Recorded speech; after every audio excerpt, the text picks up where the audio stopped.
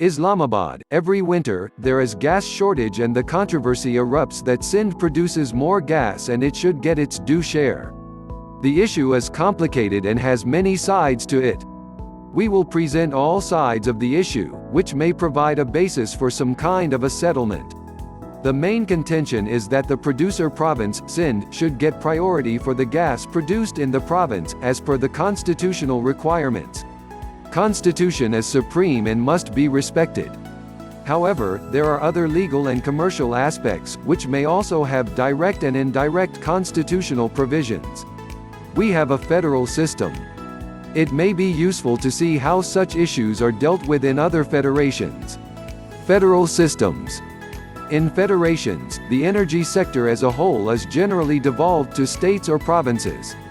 Minerals including oil and gas resources belong to the provinces generally. However, the political ownership of resources is diluted by the role of commercial companies. All commercial contracts are to be honored under the law. Supply contracts cannot be undone by the provincial or federal government except under extraordinary and emergency conditions. All major decisions regarding these resources are made by the provinces. However, companies operate the facilities which are generally independent. Political decisions are based on commercial contracts and requirements of the companies. Regulators in most federations are also in the provincial domain. However, the regulator in the developed economies is restricted only to gas and electricity distribution. Transmission of gas and electricity is regulated and non-regulated as well. In many cases, there is retail competition without regulatory controls. In the developed countries, irrespective of the federal or unitary system, electricity generation and oil and gas production is priced competitively through energy exchanges and thus beyond the regulatory control or government influence. Case of India. Indian example would enable us to understand the issue. In India, there is a provision of joint determination. Pakistan used to have concurrent list before the 18th Constitution Amendment. In India, provinces maintain the gas and power sector accounts, bear all deficits, provide subsidies and absorb losses, wherever required. Electricity regulators are in the provincial domain. However, oil and gas regulation is in the federal domain. GAIL India, a federally owned and controlled corporation that deals with gas transportation, mainly gas distribution, is in the private sector and its capacity charge is competitively determined through auctions. There are more than 100 gas distribution companies in India and more are coming. There are provincial electrical boards similar to Pakistan's Federal Central Power Purchasing Agency Guarantee (CPPAG). Most of the electrical distribution companies are provincially owned. There are hardly private distribution companies. There are IPPs, but a large number of power generation companies are federally owned. Thus, except for losses of the generation companies, most of the energy sector's financial liabilities are on provincial shoulders. Complications in Pakistan. The situation is complicated in Pakistan as much of the energy sector is in the public sector, owned by the federation. The federal government has all the liabilities of the energy sector. There is a circular debt of billions of rupees, which is the liability of the federal government. Similarly, gas sector deficits are there, although mostly cross-subsidies finance them. The issue is more complicated than it appears to be. Thus, reasonableness, accommodation and economic efficiency arguments must also be considered in addition to the constitutional requirements. Some of the issues are as follows: resources are developed by the federation. It is the federal market and finance that creates financial feasibility of resource development.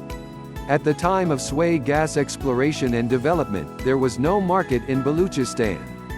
There was no export possibility, pipeline or liquefied natural gas (LNG). The development of Thar coal is another example, which may not have been possible without federal support and input. Sindh government's equity input is the only example. Further development of Thar coal may also depend on the federal support. The energy sector is integrated. Gas is also used in the power sector, which supplies electricity to all provinces.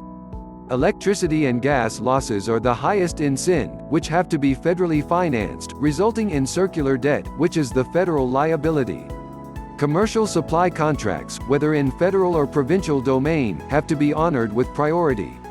The country is mostly governed under the Uniform Pricing System and Federal Development System. Industries have been located without provincial considerations. There can be a provincial pricing system for which much preparation and development work is required, if at all a consensus is reached on it. Finally, there is a moral question as well. Should the poor of one province suffer and not be able to cook food, while in the producer province, people may have all kinds of consumption including CNG? However, a new problem has emerged lately with the emergence of LNG. Expensive Qatar LNG contract has made it even worse. LNG prices are almost twice those of locally produced gas. Excess demand in Punjab is met by LNG. Sindh gas production is more than its demand. Sindh does not want to buy LNG. Consequently, all expensive LNG is to be bought by Punjab. Gas prices are determined by the Federal Oil and Gas Regulatory Authority (AGRA). Domestic sectors and small consumers get the lowest prices.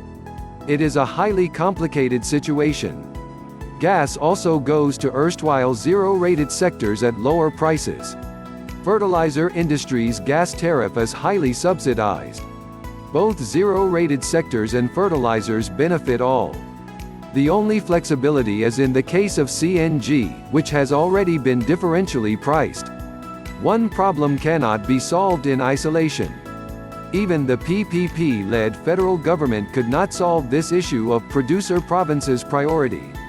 Possible solutions: sector-specific diversion of gas from the power sector to the domestic and industrial sectors appears to be more feasible than ever before. Gas demand in the domestic sector is higher in winters. Some gas fields in Sindh become inoperative in winters for some technical reasons. LNG is also expensive in winters, costing money and foreign exchange. There are 3 new coal power plants which could be utilized at full capacity in winters. Furnace oil has become cheaper than regasified LNG. Furnace oil could be utilized more. Refineries are suffering on account of furnace oil. The Ministry of Energy should be aware of these issues, although some inertia is always there and is understandable. There is a proposal of weighted average cost of gas in federal circles. A seller normally averages the cost of an item received from various sources and sets the price accordingly. It makes things simple, can help in gas planning and make supplies more manageable. The net effect would be the transfer of extra cost from Punjab to Sindh. Keeping in view the federal subsidies to the energy sector, it is argued that Sindh should be ready to absorb this cost. A diluted solution would be keeping the prevailing gas allocations for the provinces, and unwilling provinces may be asked to meet excess gas demand from LNG. Direct federal subsidies, partly replacing cross-subsidies, could lower the weighted average cost and make it more bearable for the unwilling provinces. Domestic sector's lifeline customers and major exporters are already financed by the federal government. There may be an opportunity to generate some resources from the fertilizer sector. Reportedly, there is some fluff in there. The IMF and other international financial institutions have been arguing in favor of removing the cross-subsidies. Another possible solution is the marginal provincial taxation on corporate profits in the oil and gas sector, and even in the case of minerals. This is not unknown in federations. This may remove a lot of heart-burning in provinces on sharing the income from natural resources, especially in Balochistan. Admittedly, the federal government is facing a huge deficit. Negotiations may be possible around these options. The writer is former member Energy of the Planning Commission. Please subscribe our YouTube channel Listen News here. If you like the video, please like, comment and share the video.